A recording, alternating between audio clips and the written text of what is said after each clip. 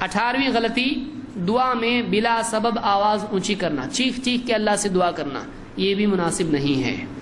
اللہ تعالیٰ قرآن کریم میں فرماتا ہے ادعوا ربکم تضرعا وخفیۃ انہ لا يحب المعتدین، اپنے رب سے دعا کرو گڑ گڑا کر، چھپ چھپا کر، یقیناً وہ حدیں پار کرنے والوں کو پسند نہیں کرتا ہے۔ گڑ گڑا کے سرگوشیوں میں چپ کے اللہ سے دعا کرنا چاہیے، یہ طریقہ دعا کا ہے، بلا سبب جہر نہیں کرنا چاہیے۔ ہاں لیکن مثلا دعا قنوت ہے یا اس طرح کی دعائیں جہاں ثابت ہے زور سے دعا کرنا تاکہ مقتدی بھی شریک ہو جائیں، تو ایسی صورت میں آواز سے دعا کی جا سکتی ہے، لیکن بے وجہ آدمی زور زور سے دعا کرنا شروع کرے یہ مناسب نہیں ہے۔